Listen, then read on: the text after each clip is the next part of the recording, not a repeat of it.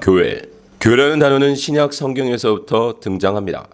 그러나 교회의 의미가 시작된 것은 구약 성경에서부터입니다. 바로 성전이 그것입니다. 다윗과 솔로몬에 의해 지어진 성전은 구약 이스라엘 백성의 예배 처소와 같은 곳이었습니다. 또한 성전 이전에 그 성전의 역할을 한 곳은 성막이었습니다. 모세에 의해 지어진 성막이 하나님과 하나님의 백성이 만나는 처소와 같은 곳이었습니다. 물론 성경에서 말하는 교회의 의미는 건물이라기보다는 공동체에 더 가깝습니다. 이제 그 교회의 역사를 찾아가 보도록 하겠습니다. 성막과 예수 그리스도. 성막은 밖에서부터 크게 보면 성막의 울타리, 성막 문, 번제단, 물두멍, 그리고 안쪽 성막 안으로 들어가 등장대 떡상, 향단이 있고 다시 그 안으로 들어가 지성소에 가면 하나님이 백성의 대표인 제사장들을 만나주시는 지성소와 법궤가 있습니다. 이제 그 성막이 가지는 의미를 보면 다음과 같습니다. 성막의 울타리는 성막 안과 밖을 구분하는 선입니다. 그 높이는 5규빗으로 약 2.5m가 되어서 성막 밖에서는 안을 들여다볼 수 없습니다. 그 안으로 예수 그리스도 안으로 들어와야만 밖에서는 볼 수 없고 밖에서는 알 수 없는, 세상에는 없는 진짜를 만날 수 있는 것입니다. 성막의 문은 성막 밖에서 안으로 들어가는 오직 한 문으로 동쪽 방향에 하나만 있었고 바로 그 동쪽에 진을 친 첫 번째 지파가 유다 지파입니다. 예수님은 나는 양의 문이라, 내가 문인이 누구든지 나로 말미암아 들어가면 구원을 받고 또는 들어가며 나오며 꼴을 얻으리라고 하셨고, 예수 그리스도가 유다 지파에서 오셨습니다. 성막 문의 문에는 문턱이 없으며 문 크기가 20규빗, 약 10m 정도 되는 크기의 큰 문입니다. 그래서 성경은 세상이 어떤 조건으로 구원받는 것이 아닌 하나님의 의로 누구든지 주의 이름을 부르는 자는 구원을 받으리라고 선포하는 것입니다. 성막의 문을 통해서 들어오면 제일 먼저 만나는 것이 번제단입니다. 번제단은 조각목으로 만들었습니다. 조각목은 광야에서 가장 쓸모없는 나무이지만 그 조각목을 놋으로 싸서 만든 것이 바로 번제단입니다.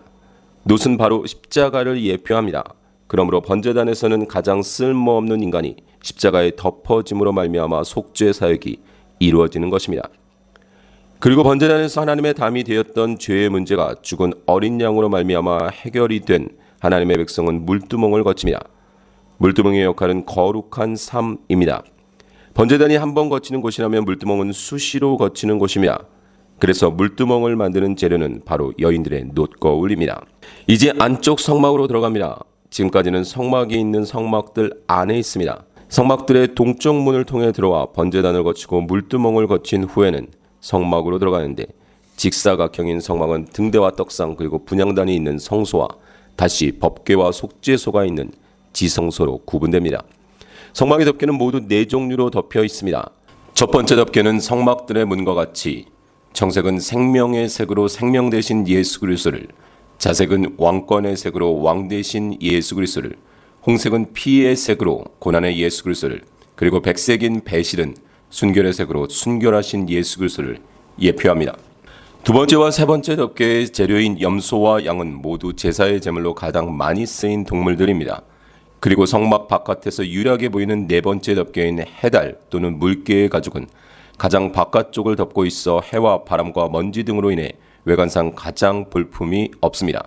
성경은 예수 그리스도를 그는 주 앞에서 자라나기를 연한 순 같고 마른 땅에서 나온 뿌리 같아서 고운 모양도 없고 풍채도 없은즉 우리가 보기에 흠모할 만한 아름다운 것이 없도다. 그는 멸시를 받아 사람들에게 버림받았으며 간고를 많이 겪었으며 질고를 아는 자라. 마치 사람들이 그에게서 얼굴을 가리는 것 같이 멸시를 당하였고 우리도 그를 귀히 여기지 아니하였도다 라고 말합니다. 예수 그리스도는 그렇게 본질적으로 완전하신 하나님이셨지만 죄인의 육신을 입고 이 땅에 오신 것입니다. 성막 안에는 창이 없습니다. 위도 물론 완전히 덮여 있어 외부의 빛은 없습니다. 오직 등잔대의 빛만 있을 뿐입니다. 등잔대는 모양이 살구꽃 형상이었습니다. 살구꽃은 팔레스타인 지방에서 겨울을 지나 가장 먼저 피는 꽃입니다. 바로 예수 그리스도의 부활이며 부활의 능력을 믿는 성도를 말합니다. 그리고 등잔대는 정금 1달란트를 쳐서 만듭니다. 예수 그리스도의 고난이며 성도의 고난입니다. 이어 성막 안에서 유일하게 먹을 음식인 떡이 있는 곳이 바로 진설병 상입니다. 진설병 상은 말씀의 상입니다. 성막 안은 모든 것이 정금이요 덮개도 가장 안쪽은 화려한 4가지의 색으로 된 세마포천입니다. 그러나 바닥은 여전히 흙바닥임을 알아야 합니다. 성막 안에서 자의로든 타의로든 더럽혀질 수 있습니다. 번제단에서 죄의 용서는 받았지만 우리는 여전히 죄에 노출되어 있는 죄인인 것입니다. 그러므로 예수 그리스도로 말미암아 죄 사함을 받고 정결케 된 하나님의 백성들이 성막 안에서 생명을 위해 날마다 생명의 말씀을 먹어야 하는 것입니다. 행실을 깨끗하게 하고 하나님께 범죄하지 않기 위해 주의 말씀을 붙들어야 하는 것입니다. 하나님의 뜻을 구하는 기도의 자리가 바로 분향단입니다. 분향단 역시 조각목을 금으로 싸서 만듭니다. 조각목과 같은 죄인이 하나님께 기도를 드릴 수 있는 길은 오직 예수 그리스도로 말미암은 믿음으로만 가능한 것입니다. 휘장은 무엇보다 직사각형의 성막 안에 두 개의 정사각형인 성소와 지성소를 구분합니다. 그리고 그 휘장이 예수 그리스도의 십자가의 속죄 사역으로 갈라져 버림으로 예수 그리스도 안에 거하는 하나님의 백성들이 하나님을 만날 수 있게 되었습니다. 시은소로 불리기도 하는 속죄소는 조각목을 정금으로 싸고 역시 정금으로 속죄소 두 끝을 쳐서 두 개의 그룹을 만든 법궤 뚜껑입니다. 속죄소의 두 그룹은 그 날개들을 펴서 속죄소를 덮으며 그 얼굴로 서로 대하여 속죄소를 내려다봅니다.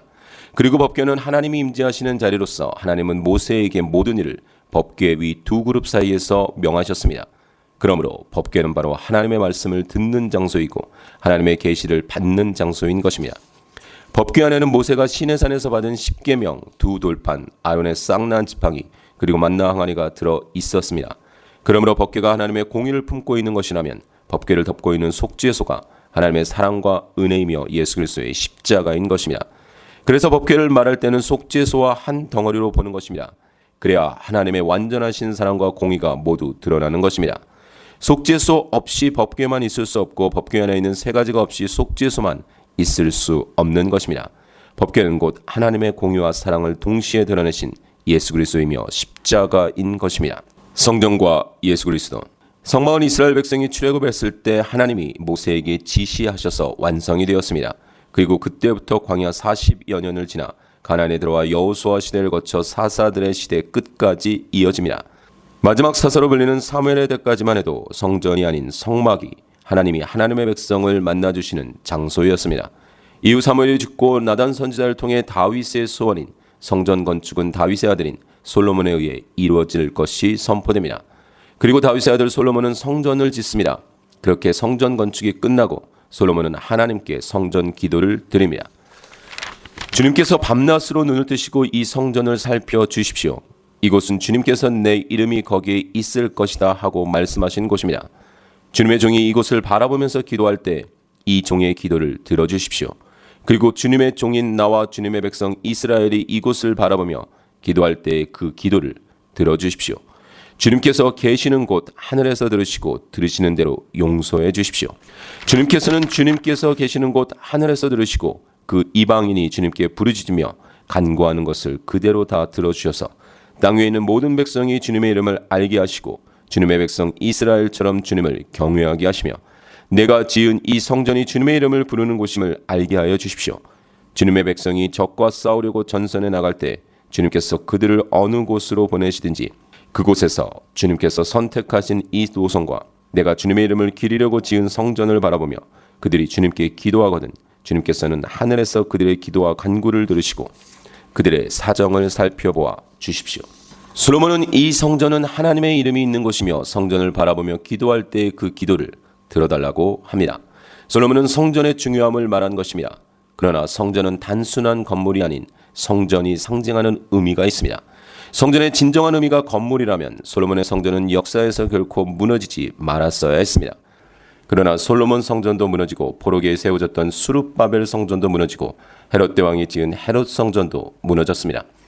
성전이 중요한 것이 아니라 성전의 주인 되시는 하나님이 중요한 것입니다. 그래서 하나님은 솔로몬의 성전 기도를 들으시고 말씀하셨습니다. 그에게 말씀하셨다.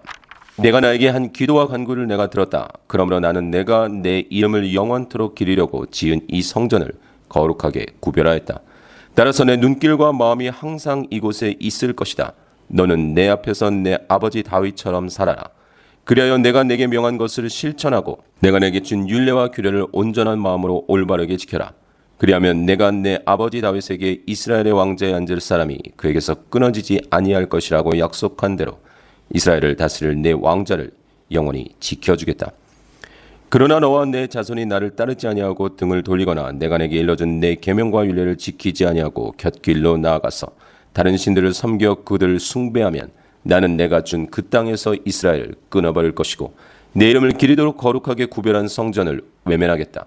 그러면 이스라엘은 모든 민족 사이에서 한낱 속담거리가 되고 웃음거리가 되고 말 것이다. 성전이 눈에 보이는 건물이 아니라는 것입니다. 성전을 성전되게 하시는 분은 하나님이시라는 것입니다. 그래서 예수님도 솔로몬 성전보다 스룹바벨 성전보다 더 크고 화려했던 헤롯 성전을 보며 이 성전을 허물어라고 하셨던 것입니다. 예수께서 그들에게 말씀하셨다. 이 성전을 허물어라. 그러면 내가 사흘 만에 다시 세우겠다. 그러자 유대 사람들이 말하였다. 이 성전을 짓는 데에 46해나 걸렸는데 이것을 사흘 만에 세우겠다고요.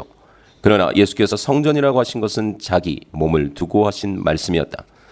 성경은 말하고 있는 것입니다. 성막도 성전도 예수 그리스도를 드러내는 그림자와 같다는 것을 말하는 것입니다. 아무리 화려한 건물이라 할지라도 그 건물 안에 하나님이 거하시지 않는다면 하나님의 성전이 아닌 것입니다. 그 건물 안에 하나님의 영인 성령으로 충만한 하나님의 백성이 없는 곳은 성전이 아닙니다. 성전이 진정한 성전이 되기 위해서는 하나님과 온전한 관계를 가진 하나님의 백성들이 있어야만 하는 것입니다. 그렇지 않으면 하나님께 외면되어질 것입니다. 그저 속담거리와 웃음거리가 되고 말 것입니다. 교회와 예수 그리스도. 우리는 이제 구약의 성막과 성전을 지나서 신약의 교회로 넘어왔습니다.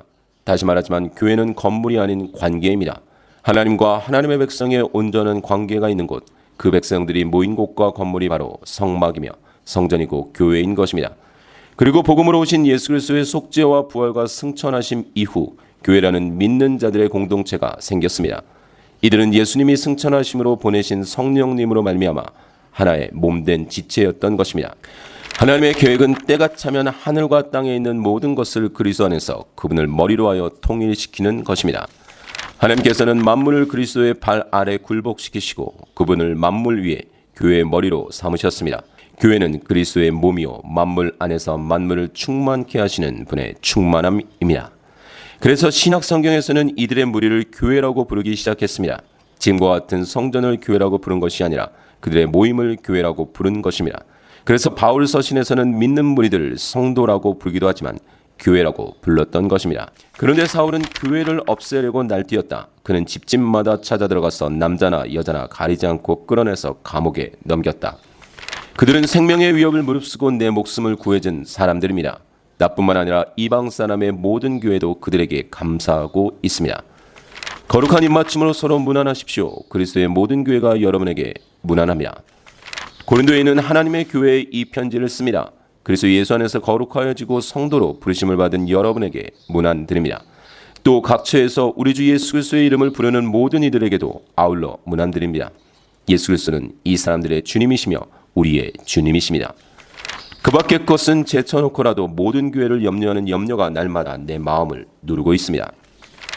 나 요한은 아시아에 있는 7교회에 이 편지를 씁니다. 그렇습니다. 바울이 박해한 것은 교회 건물이 아닌 그리스도인들이고 이방의 교회가 감사한 것이 아니라 이방의 그리스도인들이 감사한 것이고 건물인 교회가 아닌 그리스도인들이 무난한 것입니다.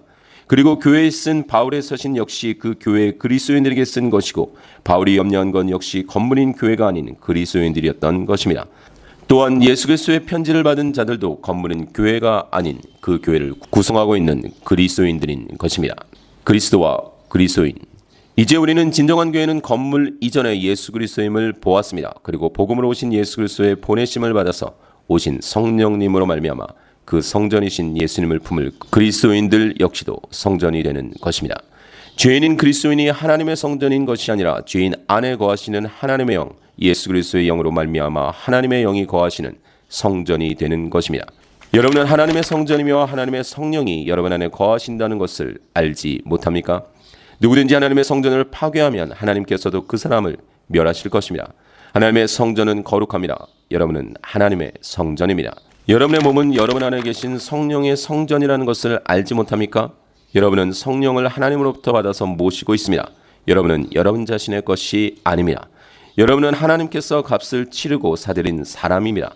그러므로 여러분의 몸으로 하나님을 영화롭게 하십시오. 그리스도 안에서 건물 전체가 서로 연결되어서 주님 안에서 자라서 성전이 됩니다. 그리스도 안에서 여러분도 함께 세워져서 하나님이 성령으로 거하실 저수가 됩니다. 그리스도인이 하나님의 사람이듯이 교회 역시 하나님의 교회인 것입니다. 내가 전에 유대교회에 있을 적에 한 행위가 어떠하였는가를 여러분이 이미 들은 줄 압니다. 나는 하나님의 교회를 몹시 박해하였고 또 아주 없애버리려고 하였습니다. 하나님의 뜻으로 그리스도 예수의 사도가 된 나 바울과 형제 디모데가 고린도에 있는 하나님의 교회와 온 아가야에 있는 모든 성도에게 이 편지를 씁니다.